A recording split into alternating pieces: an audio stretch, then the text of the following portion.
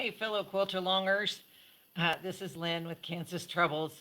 I've got another edition of a vintage Christmas sampler quilt along for you today with block 10, which is our ornaments.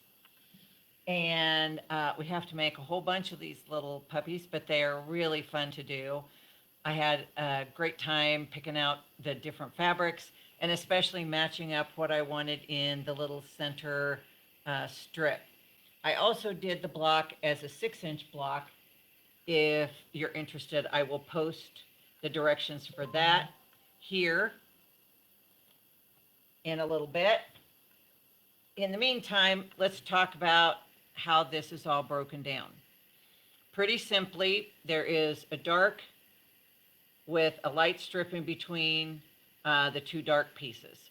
We're going to add connecting corners, which is a square, right sides together on the corner, draw the line diagonally, stitch on the line, press towards the corner, or press your seams open, whichever works the best for you.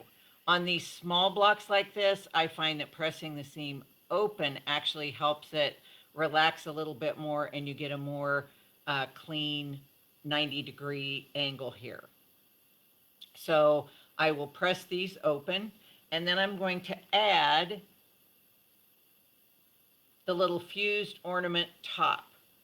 Now I fused this on my black and then cut the little rectangle, and to center it on this piece, I folded the tan and finger creased it so I knew where the center of my tan was.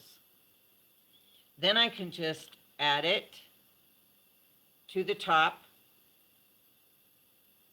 of my ornament like so, stitch across the top, and you're going to end up with an ornament like that.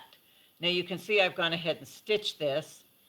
I used a penny as my template to stitch the hanger at the top,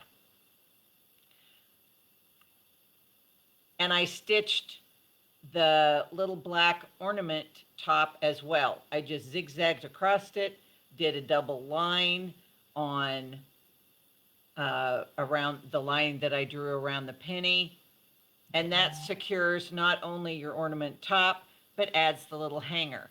Now in the directions I believe it says wait and do that after you've assembled the block, but you can see here you have a generous 1/4 inch, so you're not going to stitch this into the seam. I found it was so much easier to do it this way than to wait till I had parts added onto it. It was just so much easier to manipulate under my machine, especially stitching back over it again. It was easier to control the needle and match up exactly that second line of stitching. Okay, so that's how you make the ornaments, and I think you need to do 13 of those. Now the only correction I found on page 16 was under tan number 6, C. It says from the background cut 13 1.5 by 3.5 inch squares.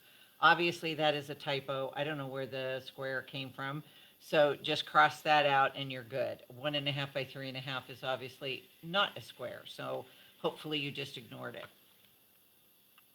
Once you have your ornaments all completed, then we can go on to the flying geese, which I will talk about next week, but I did go ahead and do my half square triangles. Now, one of the reasons I did the half square triangles now is because as I was doing my ornaments, I already had these chunks of fabric out, so I just went ahead and cut the squares that I needed for my half square triangles. And some of them I took from the corners of the stars, from the churn dash star and the candy cane stars from the very beginning. You can grab those triangles that you cut off and they will work great for these half square triangles. You can always refer to the last page on how I prepare my fabric and oversize cut the square for a half square triangle so that I can draw my line diagonally, stitch a scant 1/4 inch on each side of the line, cut on the line to make 2 half square triangles, press the seams open, and then I have a little bit of extra to trim. So the size that is listed there is a 3-inch. The A's are 3 inches square each. It will be a 2.5-inch square cut, 2 inches finished. And the 2.5 there tells you if you're using triangle papers, that's the size you need to grab. For the setting triangles of the green, which are these, because we're going to sew this together in vertical rows, and you're going to have 3 half square triangles with a green triangle on top, 2 triangles with 2 half square triangles with a green triangle, etc. And then we'll sew all of this to the tan bells triangle, which is cut 8 7/8.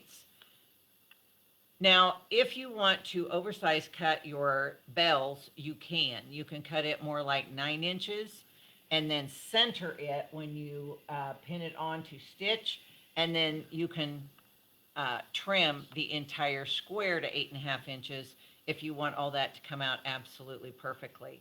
So that might be a little note you make for yourself, that D, the tan 2 triangle, you could make 9, even 9 1/8 if you really need the extra.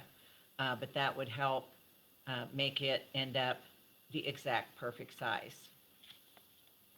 So we have ornaments, we have half square triangles in a square and in a strip.